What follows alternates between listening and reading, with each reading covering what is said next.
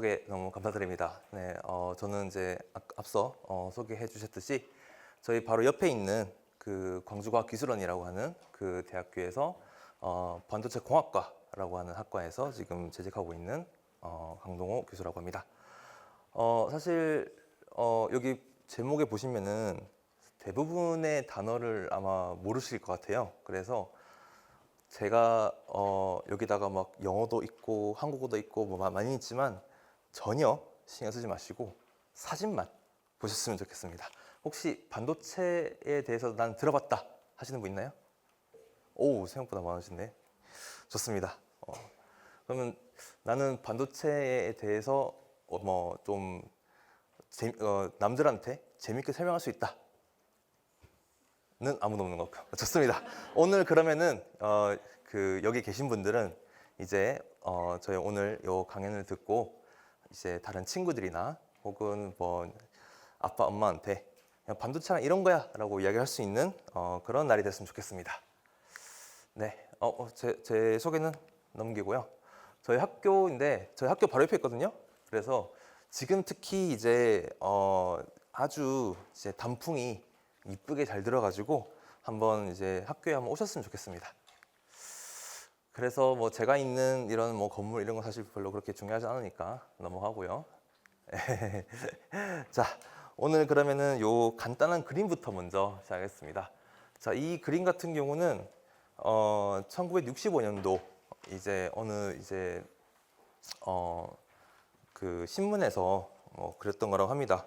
1965년도에 사람들이 생각했던 2000년도 때면은 이런 기술들이 있을 거다라고 하는 일종의 상상도라고 보시면 되는데 1965년도라고 하니까 사실 감이 안 잡히시죠. 1965년도가 어떤 시대였는지를 제가 찾아보니 지금 요거 대구인데요. 제가 찾았던 유튜브가 대구 쪽에서 사진들이 다 대구 사진인데 지금으로서는 상상하기 힘든 이제 사람들이 막 거리에다가 막 돌아다니고 있고 또한 그 지금 버스를 기다리고 있는데 버스 정류장도 없죠. 그 다음에 뭐 어디 이렇게 흙길이 있고 그리고 뭐 어떤 이제 그 가구점이라든지 혹은 뭐 이제 다양한 어떤 물건을 파는 곳도 우리가 알고 있는 백화점 이런 것도 없죠. 그 다음에 지나가는 사람들이 아직까지도 양복을 입고 있던 그런 시대에서 사람들이 옛날 2000년대가 넘어가면은 어떤 일이 발생할 것 같다라고 이제 생각했던 그런 그림이라고 생각하면 될 것 같습니다. 자, 얼마나 실현됐는지 저희가 한번 찾아볼까요? 태양열을 이용한 집 요즘 많이 볼 수 있지 않나요? 그렇죠? 예, 이렇게 요즘은 아파트에 계신 분들도 요즘 아파트 외벽에 이렇게 태양판 같은 것들이 이제 보일 수 있는데 요런 것들이 있기도 하고요. 그 다음에 전기자동차. 요즘 전기자동차 엄청 많죠? 테슬라. 네. 더 이야기하지 않겠습니다. 그 다음에 소형 TV 전화기. 우리가 요거를 한마디로 뭐라고 얘기하죠? 맞죠? 스마트폰. 요즘은 다 스마트폰으로 다 하고 있죠. 그 다음에 집에서 치료를 받는 건 잘 모르겠지만 일단은 공부도 집에서 하고 그 다음에 유튜브 같은 이런 걸 통해 가지고 요리도 하는 이런 시대가 왔죠. 사실상 대부분의 그 1965년도 때 사람들이 생각했던 그런 상상력이 지금은 다 실현이 됐다라고 이야기를 할 수 있겠습니다. 자, 그 실현을 하게 만든 가장 중요한 기술이 바로 저는 반도체라고 생각합니다. 자, 반도체라고 일단 적어놨는데 뭐 한자로도 적어놓고 그 다음에 영어로도 적어놨지만은 사실 어렵습니다 이게. 자, 근데 반도체라고 하는 걸 약간 좀 다르게 저희가 좀 생각을 해보면 요러한 걸로 한번 볼까요? 고양이가 있고 레이저를 이제 딱 쐬고 있었을 때 탁 치면은 갑자기 불이 꺼지죠. 자, 이러한 것을 바로 저희가 스위치라고 이야기하죠. 이 스위치가 바로 반도체의 역할이라고 보면 될 것 같습니다. 사실 좀 이해가 좀 안 갈 수 있는데 저희가 이제 이 부분은 좀 더 뒤에 가서 이야기하고, 자, 우리가 이렇게 생기는 반도체라고 하는 게 저희가 이제 그림을 이렇게 그렸지만은 사실 여러분들은 아마 보기 힘들 수도 있습니다. 자, 그런데 이 반도체라고 하는 것을 우리가 조금 더 멀리서 바라보면은 이렇게 어떠한 복잡한 선들이 이렇게 있죠. 그 다음에 이것을 조금 더 멀리서 바라보면은 자, 우리가 알고 있는 어떠한 칩이라고 하는 것이 나오게 되고, 요거를 조금 더 멀리서 바라보게 되면은 이제 여러분들이 보는 핸드폰, 즉 핸드폰 안에 바로 이러한 반도체가 있다, 이렇게 생각하시면 될 것 같습니다.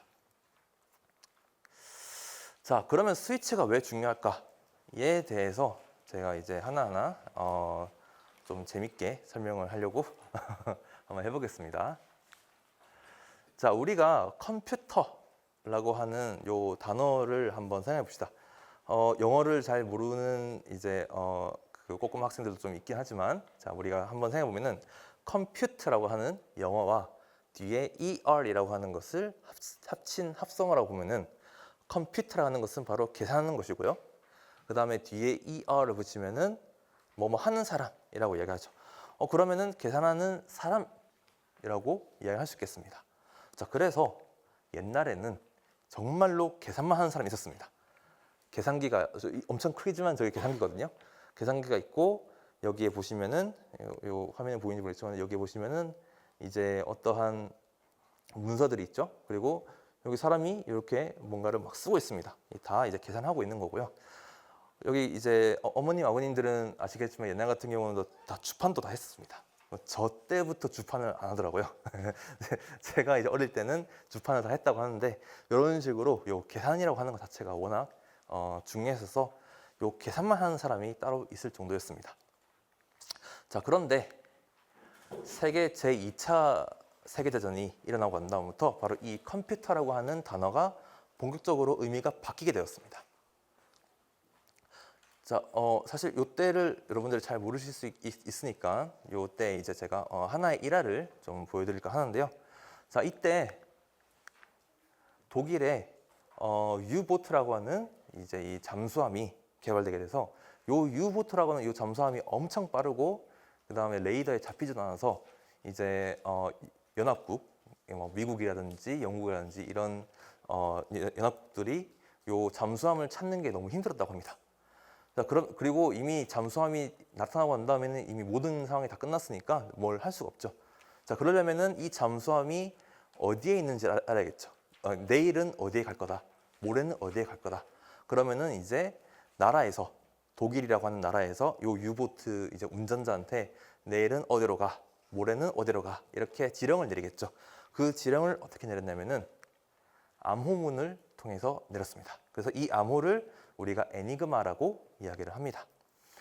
자, 그런데 이 에니그마라고 하는 이 암호가 사실 엄청 해독하기가 어렵다고 합니다. 왜냐하면 에니그마라고 하는 그 암호를 만들기 위해서는 이렇게 지금으로 치면 컴퓨터처럼 생겼죠. 이게 컴퓨터처럼 생겼는데, 이 컴퓨터의 요 자판에서 치는 것과 실제로 찍히는 문서에서 나오는 그 글자가 달랐다고 합니다. 그리고 그 글자가 달랐던 것이 매일매일 바뀐다고 합니다. 자, 그렇기 때문에 요 암호를 해석할 때 수학을 통해 가지고 암호를 해석해야 되거든요.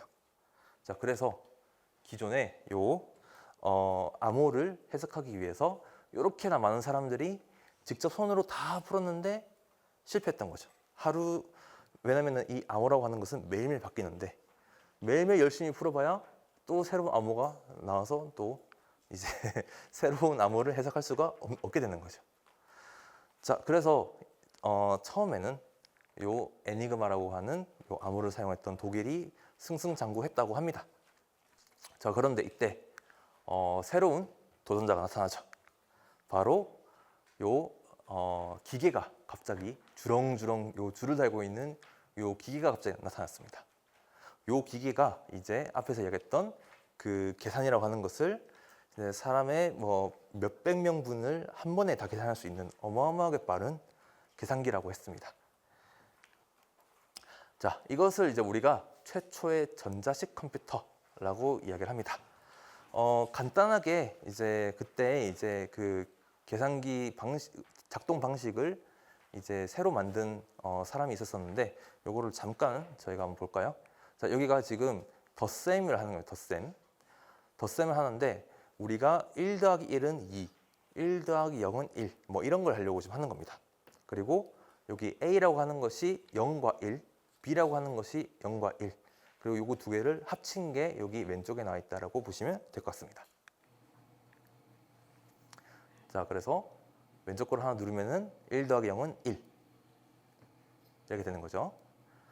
반대쪽을 누르면은 0 더하기 1은 0. 죄송합니다. 0 더하기 1은 1. 그렇죠? 그럼 두 개 다 누르면은 1 더하기 1은 2. 뭐 이렇게 나오게 되겠죠. 뭐 그 당시에 뭐 회로가 이렇게 생겼다 하는데 회로는 별로 그렇게 신경 쓰지 마시고요. 네.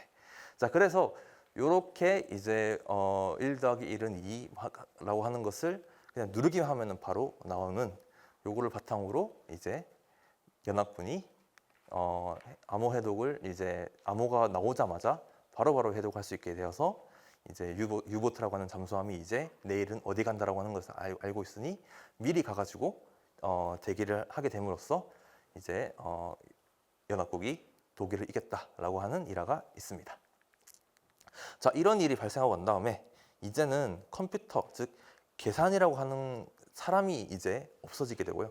그 사람들이 직업을 잃게 되고 이제는 컴퓨터라고 하는 것은 전부 다 기계에 대한 뜻으로 바뀌게 되었습니다.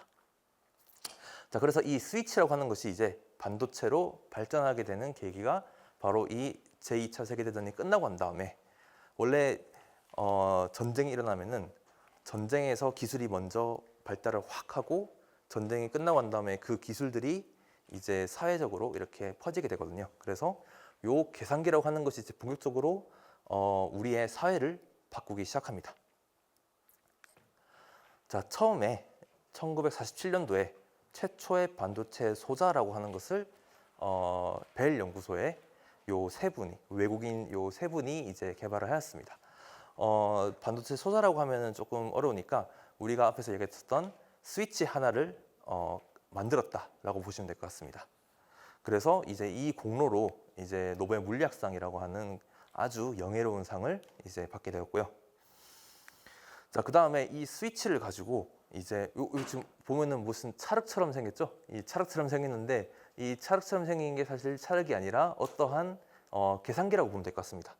요 계산기를 앞에서는 줄이 이제 엄청나게 지렁이처럼 막 이렇게 연결되어 있는 것처럼 보이는데 이제는 뭔가 아주 좀 이제 블럭처럼 생겼죠. 요렇게 만들 수 있었던 기술을 개발했던 분이 이제 잭 킬비라고 하는 분이고, 요 분도 이제 2000년도 노벨 물리학상을 타게 되었습니다.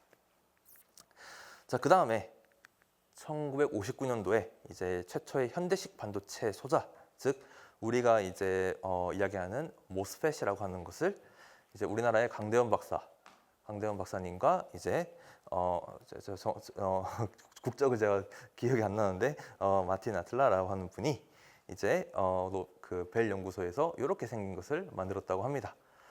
다만 아쉽게도 이 두 분이 이제 노벨 물리학상을 충분히 받을 만한 아주 좋은 연구였는데 두 분이 이제 돌아가시는 바람에 이제 노벨 물리학상을 타지 못하고 대신에 미국의 발명가 명예의 전당이라고 하는 이것도 아주 이제 영예로운 상이라고 합니다. 거기에 이제 이렇게 올라갔습니다. 자, 그래서 우리나라의 이제 강대원 박사님이 여기에 이제 한 축을 이제 기여를 했기 때문에 우리 이제 반도체 쪽에서 가장 영예로운 상, 반도체 학술대에서 이제 저희가 아주 이제 영예로운 이제 상을 수여를 하게 되는데 그 상 이름이 바로 강대원 상이라고 합니다. 자, 이제 1950년도까지는 이제 실리콘 트랜지스터라고 하는 것이 앞에 이제 스위치라고 하는 것이 만들어졌고요. 이제는 요 스위치 하나를 가지고 이제 우리가 알고 있는 컴퓨터를 점점 더 복잡하고 더 이제 좋은 성능으로 만들기 시작합니다. 자, 그래서 이렇게 이제 발전하게 되면서 무슨 일이 있었는지 우리가 하나하나 보시면 좋을 것 같습니다. 자, 일단 1950년대에서 1960년대로 들어갔을 때는 트랜지스터를 하나를 만들었다가 이제 16개라고 하는 것을 여기 안에다가 한 판에 넣게 됩니다. 자, 이때 우리가 알고 있는 것 중 하나 바로 미국의 나사가 아폴로 11호를 발사를 해서 이제 달에 착륙하게 되는 그런 일이 있었죠. 그래서 이렇게 이제 우주선이라고 하는 곳에 이렇게 생긴 반도체 회로를 사용을 한 컴퓨터가 이렇게 들어와 있다고 합니다. 그래서 지금 보면은 우리가 알고 있는 컴퓨터랑은 너무 다르죠. 너무 다르게 생겼죠. 그런데 요 정도의 컴퓨터만으로도 이제 달에 착륙을 할 수 있을 정도로 아주 정밀한 계산이 가능했다라고 합니다.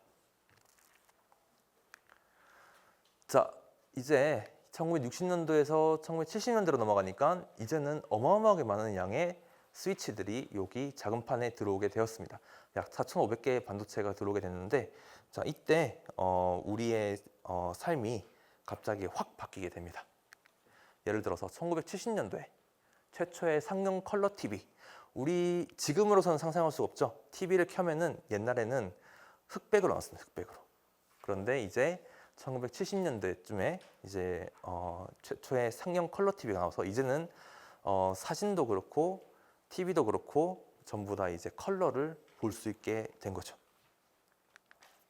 그다음에 1970년도에는 이제는 원래 이제 앞에서 봤던 이제 과학자들이 컴퓨터를 쓰다가 이제는 우리들 곁에 컴퓨터가 오게 됩니다. 최초의 개인용 컴퓨터라고 하는 것이 이때 개발이 되게 되고요.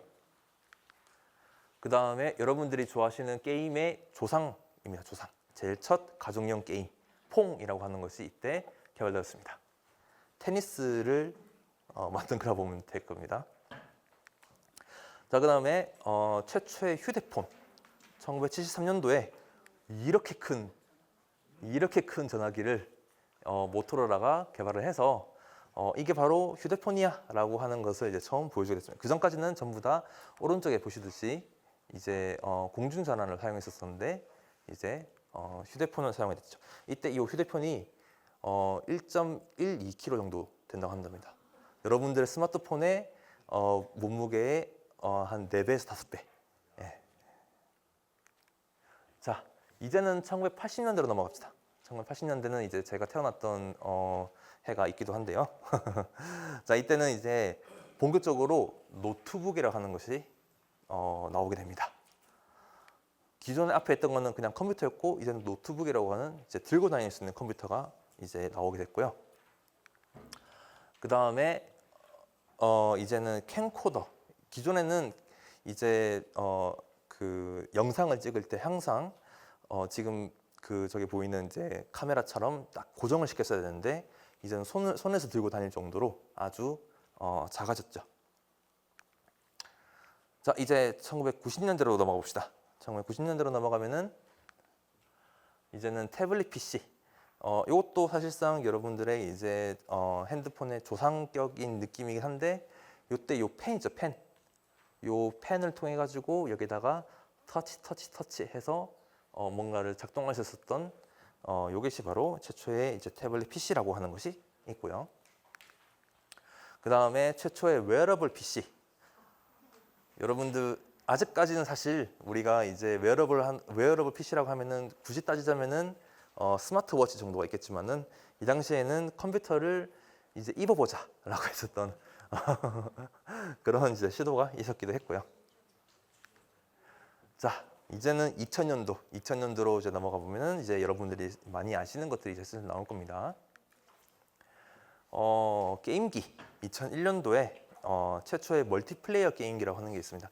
기존에는 이제 게임기가 있긴 했죠. 뭐 페미콤이라든지 뭐 여러 가지 게임들이 있었지만은 이제 그 게임기들이 TV에 연결해서 본인만 할 수 있는 그런 게임기였습니다. 그런데 이제 다른 사람들과 온라인에서 만나서 게임을 할 수 있다라고 하는 것에 처음 알린 게 바로 요 엑스박스 게임기라고 합니다.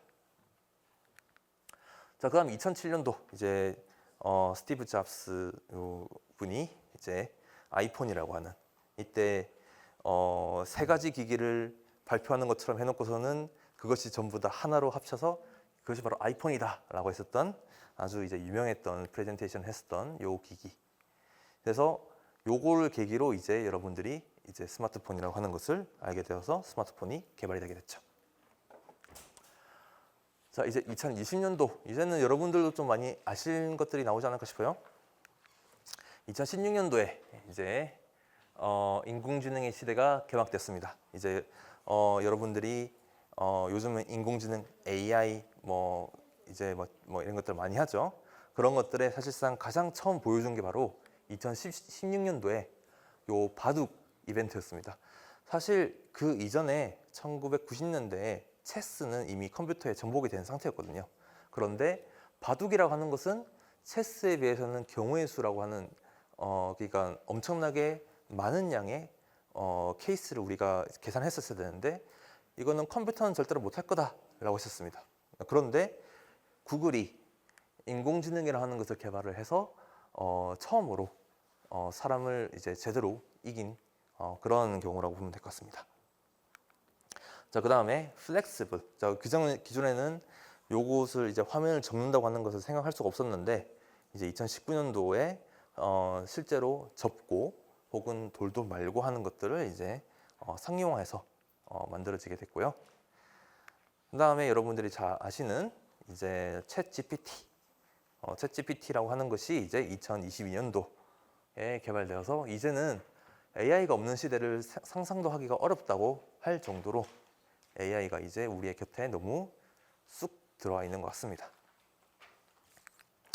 자, 그래서 1921년도 뉴욕과 2021년도 뉴욕을 제가 검색을 해서 한번 찾아봤는데 100년이라고 하는 시간이 길다면 길고 짧다면 짧다고 할 수 있지만은 사실 우리가 생각했던 100년이라고 하는 요 기간에 어마어마하게 많은 이제 그것이 발전이 되게 됐죠. 그리고 이런 것들이 전부 다 우리가 이야기하는 반도체 발전이 있기 때문이다라고 제 자신은 자신 있게 이야기할 수 있을 것 같습니다. 자, 그래서 단적인 예로 우리가 조금 요걸 좀 다르게 좀 설명해 볼까요? 자, 우리가 제가 지금 여기 있는 요 전체 한 화면을 이제 제가 이렇게 보여주기 위해서 제가 사진을 몇 개 가져왔는데 이 사진의 총 용량이 5메가바이트 정도 될 겁니다. 그런데 1956년도에는 요 전체 사진을 담기 위해서 남자 두세 사람이 옮겨야 될 정도로 엄청나게 큰 하드디스크가 필요했습니다. 자, 그런데 약 한 70년 정도 지나고 나니까 이제는 한 손에 그보다도 약 한 1000배 정도의 더 많은 양의 1000배도 아니죠. 거의 한 100만 배 수준의 더 많은 양의 자료를 저장할 수 있는 이러한 하드디스크를 여러분들의 손에 딱 올릴 수 있게 되었습니다. 자, 그러면 이제 앞으로 반도체 발전은 어떻게 될까요? 반도체는 어떤 식으로 발전을 하는 것이 우리가 우리의 이제 미래에 이제 오게 될지 한번 보게 되죠. 자, 반도체는 방향은 명확합니다. 점점 더 작아져야 됩니다.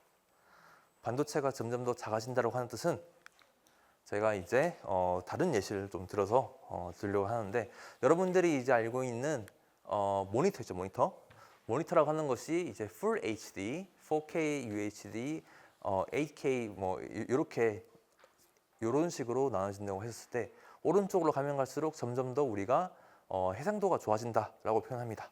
근데 이 해상도가 좋아진다라고 하는 것을 다시 이야기하면은 여기 있는 요 하나의 네모의 크기가 점점 더 작아져서 여기 큰 네모 안에 얼마나 많은 양의 네모를 넣을 수 있냐 이렇게 이야기할 수 있겠습니다. 반도체도 마찬가지입니다.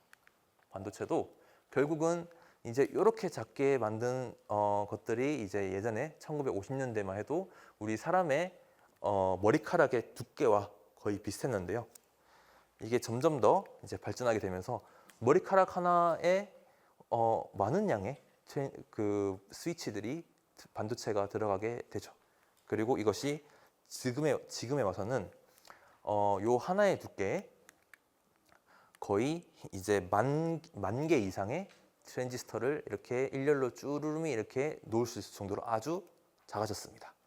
그래서 우리는 요거를 뭐 굳이 단위로 나타내면 3나노미터 이렇게 얘기하는데 사실 이게 조금 안 와닿을 수도 있습니다. 그래서 제가 조금 더 이야기를 좀 하자면은 요것도 조금 어려울 수도 있겠네요. 자, 우리가 이렇게 생긴 어떠한 물질이 있습니다. 그리고 이 물질을 현미경이라고 하는 것을 활용해서 점점 더 확대를 해 나가겠습니다.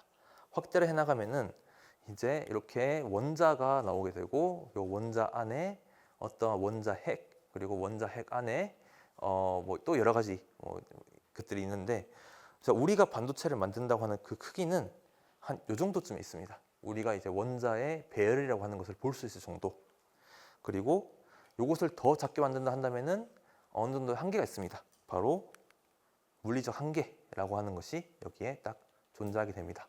그래서 요즘 삼성이나 TSMC 이런 이제 회사들이 뭐 3나노 공정, 2나노 공정 이렇게 얘기를 하는데 그것이 바로 요쯤에 있는 것이고요.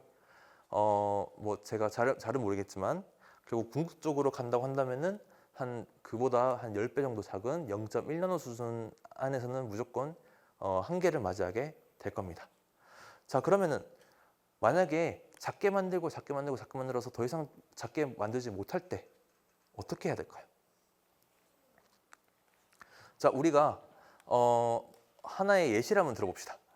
여러분들이 요즘도 그렇게 하는지 모르겠지만 여러분들이 이제 새 학기가 되었을 때 교과서를 받게 되죠. 교과서를 받게 됐을 때 뭐 저 때는 솔직히 말해서는 이제 교과서가 너무 많아가지고 이제 복도에다가 쭉 깔아놓고 이제 이렇게 하나하나씩 이제 들고 가라 이렇게 했었는데 예를 들어서 앞에 이제 선생님이 있고 이제 여러분들은 책을 받으러 나왔습니다. 그리고 그 책을 이제 이렇게 가지고 이제 여러분들이 보관을 한다고 생각했습니다. 보관을 할 때 어떻게 보관을 하면 좋을까요? 예를 들어서 이렇게 펼쳐서 보관할 수도 있고 이렇게 쌓아서 보관할 수도 있을 겁니다. 그러면 여러분들은 더 많은 양의 책을 받게 되면 어떻게 보관하는 것이 더 효율적일까요? 당연히 오른쪽처럼 쌓아서 하는 게 좋을 겁니다. 이거를 그대로 반도체에다가 적용해 볼까요? 자, 기존에는 책을 옆으로 이렇게 펼치듯이 반도체 소다를 만들었습니다. 그런데 앞으로는 이제 요것이 한계가 이제 도달하게 되면은 이제는 위로 이렇게 쌓게 됩니다. 그래서 요것을 제가 이제 책을 쌓듯이 쌓는다라고 해서 쌓는 반도체라고 이야기를 합니다. 그래서 여기 보시면은 여기 제일 위가 이제 그 연도인데요. 연도 2034년도쯤 되면은 이제 이렇게 쌓는 반도체가 나올 거다라고 이제 아주 유명한 이제 반도체 회사들이 모여가지고 만든 예측 자료라고 보시면 될 것 같습니다. 자, 그래서 이렇게 반도체는 발전해 나갔는데 중요한 거는 반도체 발전 속도보다 우리의 정보량이라는 것이 너무나도 빠르게 늘어나고 있습니다. 요즘은 인터넷이 이제 1분에 생성하는 그 데이터 양이 어마어마하게 많다고 이야기합니다. 그리고 이렇게 어마어마하게 많은 양의 데이터를 만들게 되면은 우리는 결국은 더 많은 양의 전기를 필요로 하게 될 겁니다. 자, 그렇기 때문에 우리가 더 많은 양의 데이터를 처리를 하기 위해서는 더 빠른 처리 속도가 필요할 수도 있을 것이고요. 혹은 더 낮은 전기를 쓰는 그러한 발전 방향이 있을 겁니다. 자, 여기까지가 이제 우리가 역사를 쭉 찾아보고 이제 본격적으로 제 제목에 대한 이야기가 나오는 것 같습니다. 자, 미래의 반도체는 어떻게 바뀔까? 미래가 어떻게 바뀔지 저는 잘 모르겠습니다. 다만 수많은 이제 어떠한 미래의 방향이 있을 건데 그 중에 저는 오늘 하나를 소개를 하려고 합니다. 자, 미래의 반도체는 어떻게 바뀔까요? 자, 우리가 다시 돌아와서 2016년도에 요 이제 알파고 구글의 알파고가 우리나라 이제 한때 엄청난 스타였던 이세돌 구단을 이제 바둑으로 격파를 한 일이 발생했었죠. 자, 이때 구글은 요 많은 양의 데이터를 어떻게 처리했을까요? 혹은 바둑이라고 하는 그 복잡한 것을 어떻게 배웠을까요? 네, 알파고라고 하는 요 이제 알파고는 사실 뒤에 어마어마하게 많은 그 컴퓨터가 있었고요. 또 어마어마하게 많은 과학자들이 있었다고 합니다. 자, 그런데 우리 이제 이세돌 구단 같은 경우는 겨우 커피 한 잔만 있으면 됐다고 합니다. 커피 한 잔만으로 그 알파고를 그래도 5판 중에 한 판 이긴 거죠. 그렇게 치면은 어마어마하게 많은 양의 전기를 쓰는 이거보다도 커피 한 잔이면 되는 우리의 뇌가 더 좋지 않냐? 그렇죠? 자, 그렇기 때문에 실제로 알파고가 이제 그 바둑을 학습시키게 만든 것도 우리의 뇌를 그대로 본따서 만들었던 인공신경망이라고 하는 것을 활용했다고 합니다. 자, 그래서 알파고는 사람의 뇌를 본따 만든 컴퓨터를 활용했다라고 이야기를 우리가 할 수 있겠습니다. 자, 그런데 결국은 이러한 것들이 이제 워낙에 많이 쓰이게 되다 보니 뭐 이제 자율주행이라든지 뭐 챗GPT라든지 요즘은 또 이제 컴퓨터에 이런 거 하나씩 다 있죠. 뭐 이러한 인공지능 에이전트들이 계속 이제 만들어지게 되고 있는 거죠. 그렇다는 뜻은 사실상 이제 여러분들의 컴퓨터가 이제는 사람의 뇌를 하나씩 가지고 있다라고 이야기해도 될 정도가 되겠습니다. 자, 그런데 그렇다는 뜻은 어마어마하게 많은 양의 전기가 계속 발생한다는 거죠. 필요로 하게 된다는 거죠. 그래서 최근에 이제 뭐 우리나라에 왔던 이제 엔비디아의 젠스황 대표도 요 이제 AI가 이제 계속 발전해 나가면은 결국은 요 파워도 문제가 된다라고 얘기한 적이 있었습니다. 자, 그래서 왜 그러한 차이가 있는지 한번 제가 좀 쉽게 좀 설명을 해드리려고 하는데, 자, 지금 우리의 컴퓨터는 이렇게나 많은 양의 데이터를 사람으로 쳤을 때 이 사람을 한 명 한 명 다 계산을 하기에는 어마어마하게 많은 양의 시간이 많이 들겠죠. 이 사람이 지금 약 100명 정도의 사람을 이제 계산을 다 해준다고 생각하면 한 명이, 자, 그래서 요거를 이제 우리가 순차적으로 1번에 있는 줄에 있는 사람 한 명, 2번에 있는 줄에 있는 사람 한 명, 뭐 이렇게 계산을 해주게 되겠죠. 이게 지금의 컴퓨터의 처리 방식이라고 이야기를 할 수 있겠습니다. 네. 그런데 이러한 처리 방식 자체가 워낙 비효율적입니다. 왜냐면은 결국은 이제 우리의 이제 데이터를 처리할 수 있는 사람이라 하는 것은 요 많은 양의 데이터들이 들어오면 들어올수록 이제 속도의 한계가 있게 되는 거죠. 그래서 요 그래프는 조금 어려운데 여러분 이렇게 생각하시면 될 것 같습니다. 여러분들이 이제 컴퓨터에 쓰는 이제 어떠한 이제 CPU 혹은 이제 프로세서라고 얘기하는데, 그 프로세서라고 하는 것의 그 속도를 우리가 뭐 무슨 뭐 6기가 뭐 헤르츠 이런 식으로 보통 표현하는데, 이게 20년 전하고 별 차이가 없다고 합니다. 20년 전에는 이제 그보다도 한 2~3배 정도 느린 정도였고, 20년이 지났는데 반도체 이렇게 많이 발전했는데 여전히 CPU라고 하는 것의 속도는 느린 거죠. 네, 그래서 반도체는 발전하고 있지만은 결국 CPU의 속도는 따라가지 못하게 되는 그러한 문제가 있습니다. 자, 그러면 이걸 어떻게 해결하면 좋을까? 많은 방법이 있겠지만은 제가 여기서 하나 이제 설명하려고 하는 것은 바로 생체 모사라고 하는 것입니다. 자, 생체 모사라고 하는 것이 있는데, 요거는 뭐죠? 요거가 바로 이제 문어죠, 문어. 요 문어의 빨판이라고 하는 것을 이제 연구자가 잘라서 확인해 봤더니 이렇게 생겼다고 합니다. 그래서 요렇게 생긴 것을 그대로 똑같이 만들어서 이제 패치라고 하는 것을 만들었더니 아무런 접착제가 필요 없이 사람이 이제 땀을 흘리고 있는데도 탁 이렇게 달라붙을 수 있을 정도로 아주 이제 접착력이 좋았다고 합니다. 자, 혹은 이제 우리의 눈보다 이러한 이제 초파리나 이런 파리의 눈이 훨씬 더 넓고 더 잘 본다고 합니다. 그래서 또 우리의 이제 과학자들이 이 눈을 분석을 해봤더니 눈의 구조가 아주 특이했다고 합니다. 그래서 이 특이했던 구조를 그대로 똑같이 만들어서 해봤더니 우리가 일반적으로 알고 있는 카메라보다도 훨씬 더 넓은 영역을 볼 수 있다고 합니다. 자, 이런 식으로 자연에 있는 것들을 우리가 그대로 모사하는 것을 바로 우리가 생체 모사라고 합니다. 자, 그러면은 우리가 현재 반도체 기술을 생체 모사를 통해 가지고 해결할 수 있지 않을까? 네, 그래서 우리가 이제 가지고 있는 이런 이제 순차적으로 처리해야 되는 것들을 병렬적으로 처리할 수 있는 방법 중에 생체모사를 쓸 수 있지 않을까라고 하는 것이 바로 이러한 커피 한 잔으로도 이제 알파고를 이길 수 있었던 이세돌 구단과 똑같은 방식으로 우리가 컴퓨터를 만들 수 있지 않을까라고 하는 것이 이제 사람의 뇌가 동작하는 그 방식을 그대로 활용을 한 전혀 새로운 컴퓨터를 만들자라고 하는 쪽으로 가게 되었습니다. 자, 그것을 바로 우리가 뉴로모픽 컴퓨터, 오늘 제목에 나오는 그것을 바로 우리가 뉴로모픽 컴퓨터라고 이야기합니다. 자, 우리는 사람의 뇌가 있죠.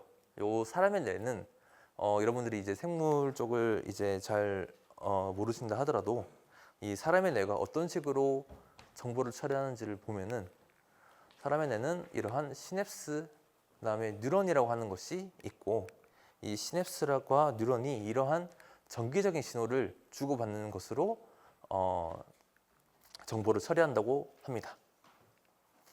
자, 그러면은 우리가 앞에서 얘기했던 반도체는 스위치를 껐다 켰다 하는 거죠. 그런데 요거는 만들기가 되게 어렵죠. 이거는 보면은 어떠한 이제 피크가 이렇게 나타나기도 하고, 여기도 보면 어떨 땐 피크가 이렇게 크게 나타나기도 하고, 어떨 때는 피크가 작게 나타나기도 하고. 자, 그래서 요거를 우리가 그대로 이런 식으로 약간 간소화시켜서 이제 만든 것을 이제 우리가 뉴로모픽 칩이라고 이야기를 하고요. 그 뉴로모픽 칩이라 하는 것이 사실 오래전부터 지금까지 계속 연구를 해오고 있습니다. 뭐 미국의 IBM도 그렇고, 그 다음에 인텔도 그렇고, 그 다음에 대학에서도 많이 만들고 있다고 합니다. 자, 그래서 사실 보기에는 똑같이 생겼잖아요. 보기에는 이게 뭐가 그렇게 다르길래 이게 그렇게 이제 뉴로모픽 반도체라고 이야기할 수 있는 거냐? 그래서 요 IBM이 요 트로노스라고 하는 요 이제 반도체 칩에 대한 성능을 발표했었습니다. 그때 어떻게 발표했냐면은 요 트로노스라고 하는 것이 이제 약 100만 개의 뉴런이 있고, 그다음에 약 이게 얼마 전 한 2억 개 정도의 시냅스라고 하는 것을 이제 반도체로 만들었다고 합니다. 그렇게 해서 총 개수가 5.4 빌리언이라고 하는 이제 트랜지스터 개수를 만들었고, 전체적으로 파워라고 하는 것을 73mW라고 계산했다고 합니다. 요거 뭐 숫자는 별로 생각하지 마시고요. 제가 이제 좀 비교를 좀 해드릴게요. 자, 이때가 앞에서 보시면은 2014년도죠. 2014년도에 이제 IBM에서 이걸 만들었고, 인텔에서 만든 CPU를 제가 가져와 봤습니다. CPU를 가져왔더니 트랜지스터의 개수는 되게 비슷하죠. 트랜지스터의 개수는 되게 비슷하고 뭐 한 2배 정도밖에 차이가 안 나는데, 요 파워라고 하는 것은 아주 많이 차이 났습니다. 약 2000배 정도 요 뉴로모픽 반도체가 훨씬 더 좋았던 거죠. 즉 같은 트랜지스터의 개수를 가지고 있더라고 하더라도 파워 소모, 즉 전력 소모, 즉 전기를 훨씬 더 적게 잡아먹는다라고 이해하시면 될 것 같습니다. 그러면은 요거가 이렇게 좋으니까 모든 컴퓨터로 다 이렇게 바꾸면 되는 거 아닌가요? 라고 생각할 수 있는데, 저 앞에서 얘기했죠. 우리는 이세돌 구단이 알파고를 5번 중에 1번밖에 못 이겼다 했죠. 즉 사람의 뇌보다는 적어도 더 좋아야 되지 않겠습니까? 사람의 뇌랑 비교를 해보니 사람의 뇌는 약 300만 배 이상의 시냅스가 있는데도 불구하고 파워는 100배 정도밖에 늘어나지 않습니다. 즉 시냅스 하나의 파워가 지금으로부터 10,000배 정도는 더 낮춰지는 거죠. 아직도 한참 멀은 거라고 보면 될 것 같습니다. 자, 그래서 요거를 이제 그러면은 뉴로모픽 뭐 너무 좋은데, 근데 아직 너무 미래의 이야기 아니야? 도대체 이거 어디에 써먹는 거야? 라고 얘기할 수 있어가지고 제가 하나 영상을 가져왔습니다. 자, 우리가 요즘 자율주행 많이 하고 있죠. 우리가 이제 자율주행을 많이 한다고 했었을 때 자율주행의 가장 큰 문제점이 뭐냐면은 비가 많이 오거나, 혹은 이제 아주 어두울 때, 혹은 아주 밝을 때 카메라가 이제 사물을 제대로 인식하지 못하는 그런 상황이 발생합니다.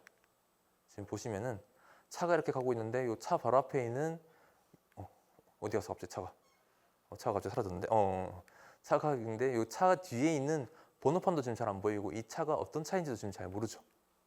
그런데 요거는 카메라도 그렇지 우리의 눈으로 보면은 다 보입니다. 우리의 눈으로 보면은 요 차가 어떤 차인지도 보이고 여기 뒤에 있는 이제 그 번호판도 보이고 다 보이는데 우리가 이제 그 감시 카메라 같은 걸로 보면은 하나도 안 보이게 되는 그런 이유가 그런 이제 일이 있는 거죠.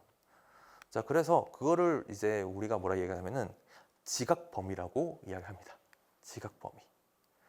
자, 우리 사람의 지각 범위는 아주 어두운 밤에도 잘 보이고요. 아주 밝은 한낮에도 잘 보입니다. 그런데 우리의 이제 주위에 있는 그런 이제 TV라든지 혹은 영상들은 이제 아주 밝거나 아주 어두운 데서는 이제 안 보이게 되는 그러한 이제 지각 범위를 가지고 있습니다.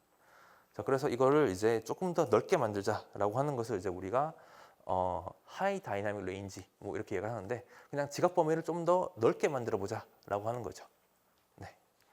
어떻게 넓게 만드냐라고 하는 것이 있는데 두 가지 방법이 있을 겁니다. 하나는 아주 밝은 거, 아주 어두운 거, 중간 거를 이제 세 개를 합성하는 것이 있을 것이고요. 혹은 아주 밝은 쪽에 있는 데이터 혹은 아주 어두운 쪽에 있는 데이터를 중간으로 보정하는 것이 있을 겁니다. 이 두 가지 다 어느 정도 이제 우리가 생각할 수 있는 것이죠. 여기 보시면은 아주 밝은 이미지를 이제 이렇게 보정하는 것이죠. 이렇게. 자, 그렇게 되면은 움직이면서 이렇게 흐려지는 오른쪽에 이런 이제 아주 이제 눈이 부셔가지고 아무것도 안 보이는 것도 아주 잘 보이게 되는 것이고 또한 아주 흐릿한 이미지도 아주 잘 보이게 되는 네, 이러한 것들을 이제 우리가 바로 하이 다이나믹 레인지 프로세싱이라고 이야기를 합니다. 자, 그런데 이게 왜 뉴로모피랑 무슨 관련이 있어? 왜냐면은 이제 우리가 이제 사실 이러한 이제 자율주행을 하는 것이 지금은 자동차에 있지만은 나중에는 드론에 조금 더 많이 쓰일 거라 생각합니다. 왜냐면은 드론 같은 경우는 이제 공중에 띄워서 어딘가에 날아갔다가 이제 우리가 호출하면 다시 돌아오고 이렇게 할 수 있는데 그때 이제 이 드론이 아주 이제 똑똑해져서 자기가 이제 사물을 감지하고 이렇게 피하고 이렇게 할 수 있겠죠. 그렇게 해야지 이제 오른쪽에 보시듯이 사람이 이렇게 뛰어가고 있는데 이제 드론이 열심히 따라가면서 이 사람이 이제 찍는 것을 이제 자동적으로 할 수 있게 되는 거죠. 그런데 만약에 이제 이걸 잘 못하게 되면은 이런 식으로 이제 드론이 어딘가에 부딪혀가지고 떨어지게 되고 그러면 이제 우리는 그 드론 그 비싼 100만 원 넘는 드론을 결국 날리게 되는 거죠. 자, 그러려면은 이 드론이 아주 똑똑해져야 되겠습니다. 어떻게 똑똑하게 만드냐? 두 가지 방법이 있죠. 하나는 요 이제 드론의 뇌를 이제 어디 바다 너머에 있는 데이터 센터에다가 두는 겁니다. 자, 그러면은 우리는 여기는 드론인데 여기 있는 이제 뭐 예를 들어서 미국에 데이터 센터가 있다고 해봅시다. 그러면은 우리나라에 있는 이제 드론이 어디 이제 이렇게 지나가다가 물체를 만났어요. 그럼 피해야 되겠죠. 피할 때 나 물체를 봤어라고 이제 신호를 이렇게 미국으로 보냅니다. 그럼 미국에서 야 그거 물체니까 피해라고 다시 되돌아오겠죠. 그런데 여기서 우리나라에서 미국까지 이렇게 왔다 갔다 하는 시간이 1초가 넘게 걸린다고 한다면은 어떻게 되겠죠? 야, 나 저 물체 봤어 하는 순간 쾅 하고 봤겠죠.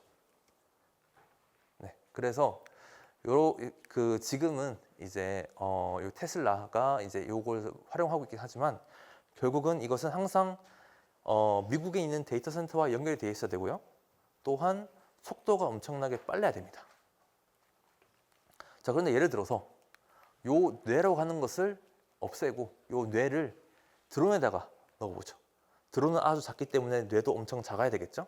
즉 프로세스를 아주 작게 만들어서 넣게 되면은 그러면은 이제 요 드론이 알아서 이제 물체를 감지하고 피하고 한 다음에 이제 미국에 있는 데이터 센터에다가 나 사물을 이런 거 봤는데 위험해서 내가 피했어 라고 하는 결과만 딱 전달해 주게 되겠죠. 그래서 이렇게 되려면 결국은 드론이 똑똑해져야 됩니다. 그리고 드론이 똑똑해진다는 뜻은 뭐냐면은 드론이 뇌를 가지고 있게 돼야 된다고 하는 거죠. 자, 그러면은 드론을 어떻게 뇌를 가질 수 있게 만들까를 이제 우리가 좀 생각을 해보면은, 자, 우리가 이제 이렇게 5가지의 감각을 가지고 있다고 합니다. 청각, 촉각, 미각, 후각, 시각 이런 게 있죠. 그리고 앞에 이야기했던 드론 같은 경우는 바로 여기 이제 그 영상을 받아들이는 어떠한 이제 카메라라고 보시면 될 것 같습니다. 그래서 이 카메라라고 하는 것이 여기 있고 뇌가 여기 있고 요 사이에 먼 거리가 떨어져 있는 거죠. 자, 그런데 요 먼 거리, 즉 이제 데이터를 받아들여 가지고 여기 이제 글자나 이런 거 전혀 신경 쓰지 마세요. 어차피 제가 다 설명할 거니까 그림만 보시면 됩니다. 자, 그래서 여기 지금 요 중간에 있는 요게 뇌고요. 그 다음에 여기에 이제 주변 회로들이 이렇게 있는데 요 회로들이 사실 보기에는 엄청 작아 보이지만은 얘네가 어마어마한 양의 파워, 즉 이제 전기를 소모하고요. 어마어마하게 많은 양의 이제 그 스페이스, 그러니까 공간을 차지하게 되는 거죠. 근데 우리는 뇌에다가 그 드론에다가 이제 요 컴퓨터 뇌를 본딴 컴퓨터를 넣어야 되잖아요. 그렇기 때문에 여기 있는 요 공간을 많이 차지하게 되는 요 회로들을 없애줘야 됩니다. 네, 그 없애주게 되는 것을 이제 우리가 뭐라고 이야기하냐면은 잠깐만요. 그 전에 요 부분은 이제 필요 없으니까 다 넘기고요. 네, 죄송합니다. 요 부분은 다 넘기고요. 자, 그래서 여기 있는 요 회로 부분을 이제 우리가 이렇게 없애주면 되겠죠. 이렇게 없애주게 되면은 이제 우리는 요 회로가 저 뒤쪽에 있고 여기 중간에 있는 요 회로 없이 이제 요 센서, 즉 이제 우리의 이제 어떠한 이제 카메라가 아주 똑똑해지게 되면은 드론도 아주 똑똑해지게 될 겁니다. 네. 자, 그것을 바로 우리가 인센서 컴퓨팅이라고 이야기를 하고요. 그 인센서 컴퓨팅, 즉 센서, 카메라 안에 컴퓨터를 넣었다라고 하는 것을 이제 우리가 인센서 컴퓨팅이라고 이야기합니다. 네, 그래서 이제 그래서 뭐 예를 들어서 요거는 이제 제가 한 게 아니라 다른 이제 외국 사람이 한 건데 요렇게 만들어서 이제 아주 복잡하게 생겼지만은 이제 요게 이제 센서거든요. 요 센서를 하는 것을 아주 똑똑하게 만들었더니 이제 사람이 이렇게 손을 흔들고 오른손 흔들고 왼손 들고 그다음에 손을 이제 앞으로 돌리고 뒤로 돌리고 하는 것을 요 센서가 아주 잘 감지하더라라고 하는 것을 발표했다고 합니다. 자, 그래서 저는 뭘 했냐면은 아주 똑똑하게 만들 수 있는 어떠한 이제 소자를 만들었다. 즉 이제 반도체를 만들었다라고 보시면 될 것 같고요. 뭐 상세한 내용은 너무 어려우니까 제가 이제 이게 사실 제 연구에 대한 발표를 하는 건데 제 연구에 대한 것들이 사실 어려운 것들이 많아가지고요. 뭘 했는지를 보면은 요거만 보면 될 것 같습니다. 죄송합니다. 요거만 보면 될 것 같은데, 자, 우리가 앞에서 봤던 거 있죠? 앞에서 봤던 거 아주 어두운 이미지, 그다음에 아주 밝은 이미지. 요 어두운 이미지와 아주 밝은 이미지를 이렇게 중간으로 만들어주고 싶은 거죠. 근데 이거를 이제 우리가 컴퓨터로 보정할 수도 있긴 하겠지만은 만약에 여러분들의 카메라가 보정해 줄 수 있으면은 너무 좋겠죠. 그러면은 컴퓨터까지 가지 않고 카메라 자체가 보정해 주는 거니까. 그렇죠? 자, 그렇기 때문에 그렇게 카메라로 보정을 이제 해줄 수 있는 거를 이제 제가 만들었다라고 보시면 될 것 같고요. 자, 그렇게 이제 하면은 이제 우리가 어디다가 써볼 수 있냐면은 바로 우리가 앞에서 얘기했었죠. 그 우리가 이제 어떤 이제 감시 카메라, 요 감시 카메라가 있는데 요 감시 카메라가 사람을 이제 아주 밝은 낮에도 인식을 해야 되고 아주 어두운 밤에도 인식을 해야 되는데 앞에서 보시면은 인식을 잘 못했다고 했죠. 인식을 잘 못했고 그 다음에 이제 인식을 잘 하기 위해서 이제 그냥 일반적인 아주 짧은 시간에만 가능했었는데 요거를 통해서 이제 우리가 확인해 보니 우리가 이제 잘 모르는 사람은 이제 잘 모른다라고 대답을 잘 하고 우리가 잘 아는 사람은 잘 안다라고 대답을 하더라라고 이제 하는 것이 바로 여기 있는 결과입니다. 그래서 제가 이제 했었던 연구는 아주 똑똑한 카메라를 만들었다라고 이제 한마디로 요약을 할 수 있을 것 같습니다. 자, 이제 우리의 미래는 어떻게 바뀔까요? 이제 거의 다 끝났습니다. 자, 우리의 미래는 어떻게 바뀔까요?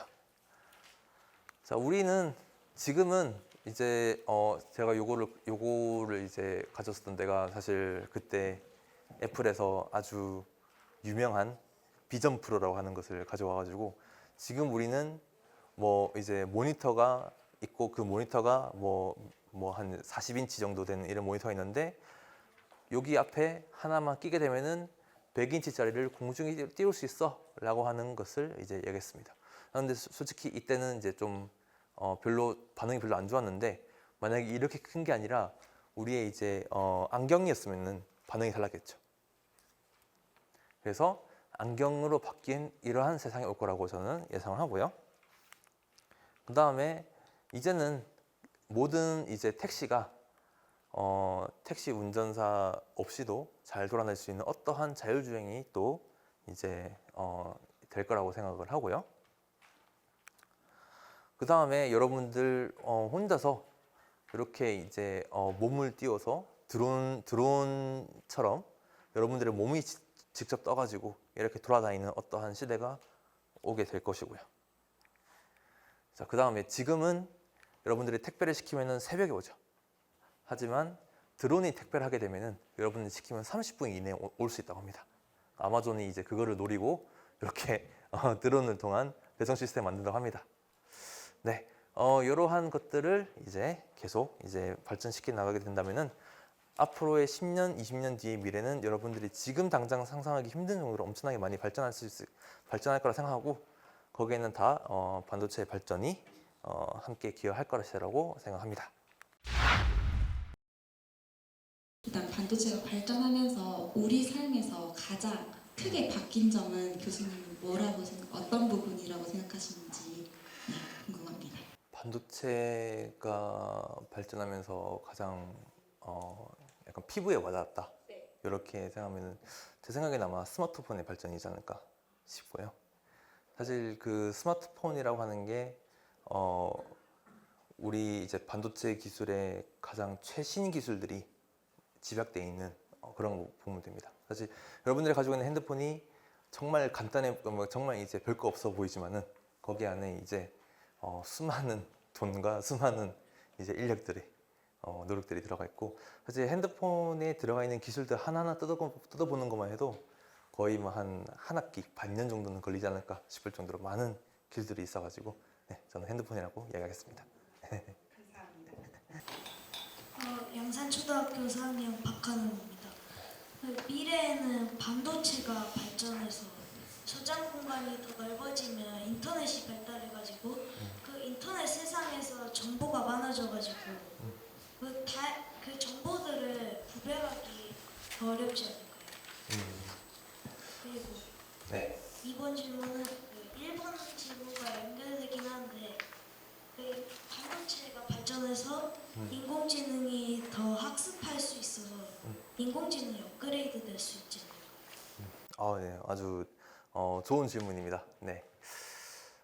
사실 이제 그 학생이 이제 이야기한 것처럼 결국은 이제 우리가 이제 반도체가 발전한다고 하는 것 자체가 정보가 더 많아지는 것 같기도 하고요. 그다음에 이야기했듯이 학습이 더 많이 되는 거니까 인공지능이 더 많이 발전하는 것도 맞습니다. 그런데 그런데 이제 그 부분들이 이제 조금씩 이제 차이점이 조금 있는데 만약에 예를 들어서 이제 반도체라고 하는 것은 이제 가장 바닥에 있는 거니까 반도체가 발전하는 것과 인공지능이 발전하는 것, 그 다음에 정보가 많아진 거, 이건 전부 다 병렬적으로 가고 있다라고 보면 될 것 같고, 정보가 더 많아지려면 결국 반도체가 더 좋아져야 되는 것이고요. 인공지능이 더 발전하려면 반도체가 더 좋아져야 되는 것이고, 결국 이제 모든 키는 다 반도체에 있다라고 저는 이제 생각을 합니다. 네. 그 다음에 인공지능의 학습. 네. 인공지능이 이제 학습을 하면은 인공지능이 더 업그레이드 될 수 있지 않나요? 물론 맞습니다. 그런데 인공지능이 학습을 하려면은 우리가 이제 학습을 한다는 것은 결국은 더 많은 양의 정보를 가지고 배운다라고 하는 뜻이죠. 결국 이제 정보가 이제 많이 필요되고 정보를 생산을 더 많이 하려면은 반도체가 더 발전해야 되지 않을까. 저는 그렇게 생각합니다.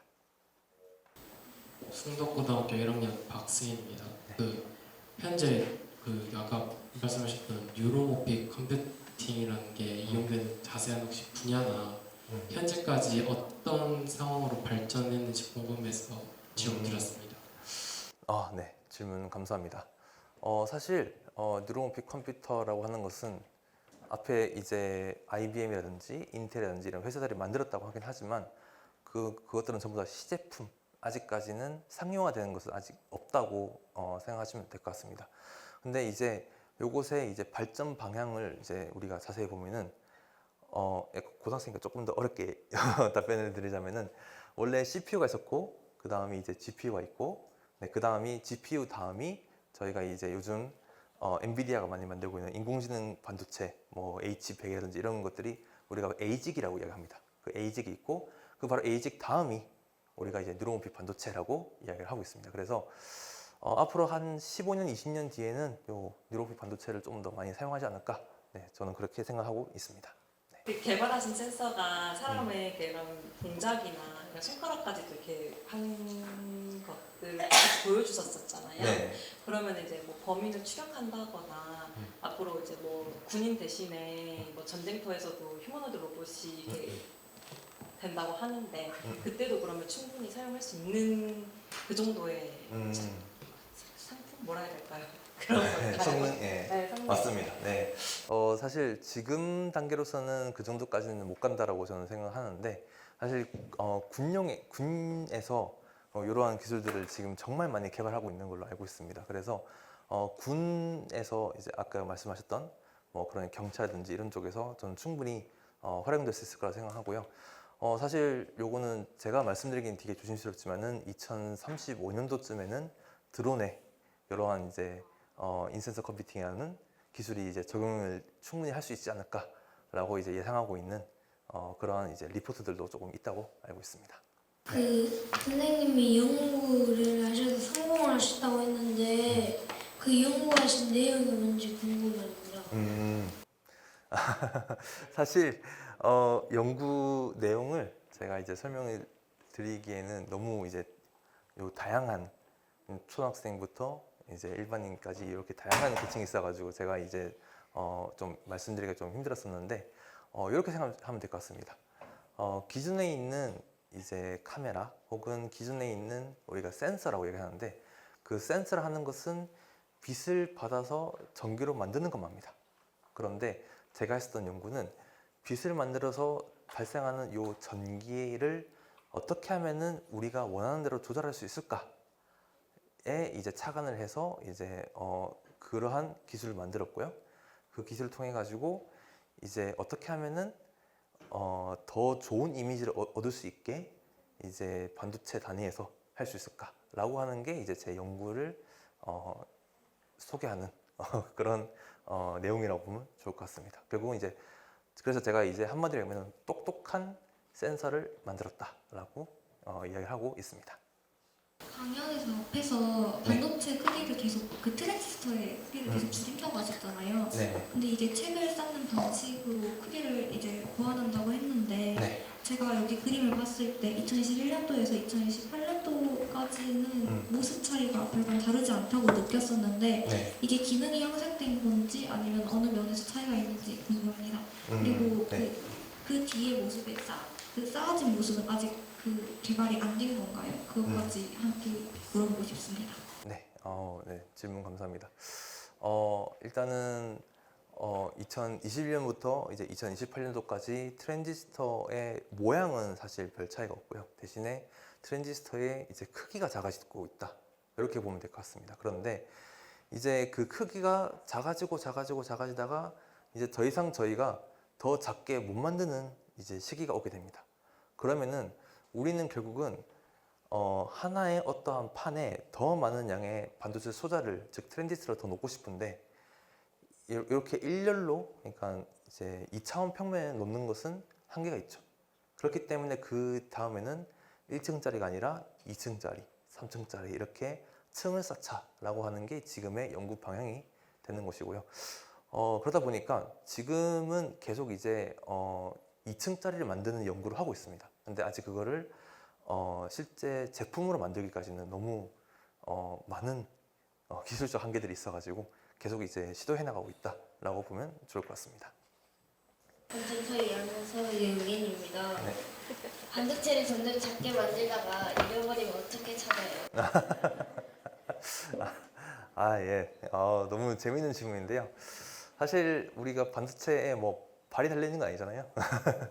근데 이제 반도체라고 하는 게 사실 이게 약간 좀 중요한 질문일 수 있는데 반도체를 결국 이제 우리가 만든다고 하는 거는 반도체가 어떻게 잘 만들어져 있는지 우리가 봐야 되는데 잘 만들어져 있는 거를 이제 보려고 한다면은 우리가 원자 단위로도 봐야 됩니다. 그런데 이 본다라고 하는 게 너무 이제 어려워지게 되는 거죠. 그 정도까지 작아지게 되면은. 그래서 이제는 나중에 가면은 반도체가 어떻게 생기는지 우리가 상상만 해야 될 수도 있습니다. 직접 못 보고. 그걸 이제 굳이 따지자고 한다면은 뭐 잃어버린다고 할 수 있겠죠. 네. 뭐 미래는 그런 문제가 발생할 수 있지 않을까 생각합니다. 네. 강연 잘 들었습니다. 너무 감사합니다. 이 반도체가 신체에 삽입이 돼서 장애가 있는 사람들의 장애가 극복할 수도 있는지 궁금하고요. 네. 만약에 신체 삽입 반도체가 가능하다면은 그 전력은 배터리 같은 것으로만 가능한지 아니면은 몸에 전기가 흐른다고 하잖아요. 신체 전력으로 가능한지 궁금합니다. 네. 사실 제 분야는 좀 아니라 가지고 제가 이렇게 말씀드리는 게 조금 조심스럽긴 한데요. 실제로 이제 몸 안에 뭔가를 삽입을 하는 연구들이 정말 많이 있습니다. 뭐 예를 들어서 뭐 테슬라가 만들었던 뉴럴링크라고 하는 거 요즘 뭐 계속 이제 이야기를 하고 있던데 실제로 사람의 뇌에다가 컴퓨터를 넣어서 이제 사람이 생각하는 것 그대로 뭔가 이제 전기 전파를 발생시켜서 뭐 이렇게 움직이게 한다든지 혹은 이제 사실 요거는 반도체라고 하기는 조금 애매하지만은 뭐 혈당 센서라든지 혹은 어떤 이제 포도당 센서라고 하는 것을 보통 이제 이렇게 몸에 붙이는데 몸에 붙이는 것이 아니라 안에다가 넣어서 계측하는 뭐 그런 이제 센서들도 있습니다. 그래서 그런 것들을 저희가 뭐 바이오 임플란터블 어쩌고 이렇게 뭐 센서 이렇게 얘기를 하는데 그런 경우에도 이제 아까 학부님께서 말씀하셨듯이 가장 문제가 되는 부분이 전력 공급이죠. 전력 공급. 그래서 이제 전력 공급을 이제 어떻게 하느냐? 아주 작은 양의 아주 작은 소형의 아주 이제 안정적인 배터리를 넣는 경우가 있긴 하겠지만은 배터리 없이 이제 안에다가 집어넣어서 바깥에서 자기장을 걸어준다든지 혹은 뭐 이제 울트라소닉 같은 어떠한 이제 충격파를 가해서 다시 이제 전력을 공급해주는 뭐 이러한 이제 연구들도 있다고 합니다. 네, 그래서 이거는 사실 제 연구 분야 조금 벗어나가지고 조금 제가 좀 부정확한 정보를 드릴 것 같아서 조금 조심스러운데 그런 연구가 있다고 저도 알고 있습니다. 네. 용서초등학교 6학년 문채성입니다. 네. 반도체가 아주 작아지게 되면 전기가 막히지 않고 일정한 확률로 뚫고 지나가게 되는데 이러한 경우에는 어떻게 대응하나요? 초등학교 6학년 학생이 맞는지 매우 의심스러울 정도로 너무 예리한 질문인데요. 요러한 현상을 저희가 이제 양자 터널링이라고 보통 이야기를 하죠. 제가 이제 요 부분에 대해서 조금 설명을 드리기에는 너무 전문적인 내용들이 너무 많아가지고 그런데 사실 저희가 이제 작다라고 하는 것은 어디에 이야기하냐면은 트랜지스터의 길이를 이야기합니다. 길이. 그러니까 길이를 이야기하는데 여기 작아지게 되면 전기가 막히지 않고 일정하게 확률을 뚫고 지나가는 부분들은 이제 수직 방향에서 일어나는 현상을 보통 이야기합니다. 그래서 방향이 조금 다르긴 한데 뭐 그래도 결국은 이제 우리가 스위치를 꺼야 되는데 못 끄게 되는 경우가 발생하게 되겠죠. 네, 그렇기 때문에 지금은 그래서 이제 얘기했던 2층, 3층으로 쌓고 하는 이러한 이제 기술들이 개발되고 있는 이유가 더 이상 작아지지 못하는 이유에 이러한 이유가 있다고 보면 좋을 것 같습니다. 네. 이 센서 컴퓨팅 같은 경우 기존 센서와 비교해서 전력 소비력 측면에서 차이가 있나요? 네, 차이가 있습니다. 있으니까 이제 저희가 인센서 컴퓨팅을 우리가 미래의 기술이라고 이야기를 하는데 사실 앞에서 이제 제가 조금 이야기를 이제 하다가 말았었는데 우리가 이제 카메라나 이런 것들을 통해 가지고 들어오는 신호를 요 컴퓨터가 읽을 수 있게 데이터를 바꿔줘야 됩니다. 그 데이터를 바꿔주는 컨버터라고 하는 것이 있는데 그 컨버터라고 하는 것이 사실 전력 소모의 대부분을 차지하는 거죠. 한 90% 이상의 소모를 차지하게 되는데 인센서 컴퓨팅이라고 하는 것은 그 컨버터가 필요 없게 만드는 겁니다. 그래서 뭐 이론상으로는 거의 뭐 90% 이상의 전력 소모를 아주 이제 90% 이상 줄일 수 있는 뭐 그러한 미래 기술이라고 생각하면 좋을 것 같습니다. 네, 사실 저는 요 반도체라고 하는 분야가 좀 많이 어렵다라고 생각을 이제 처음 했었습니다. 근데 이 반도체라고 하는 게 사실 지금 와서 보면은 정말 이제 쉽게 생각하려면 쉽게 생각할 수 있는 부분들이거든요. 그래서 요 반도체 쪽을 그리고 또 반도체라고 하는 게 단순히 그냥 물리만 알면 되는 게 아니라 물리, 화학, 그 다음에 뭐 신소재, 뭐 여러 가지 다양한 분야의 이제 기술들이 필요합니다. 그래서 여러분들도 이제 많은 관심을 가지셨으면 좋겠다 싶어가지고 이제 오늘 이렇게 좀 최대한 흥미 위주의 자료들을 꾸몄는데 그래도 좀 반응을 좀 많이 해주셔가지고 제 자신으로 너무 기분이 좋습니다. 네, 그래서 오늘 잘 들어줘서 너무 감사하다고 다시 한번 말씀드리고 싶습니다. 감사합니다. 네.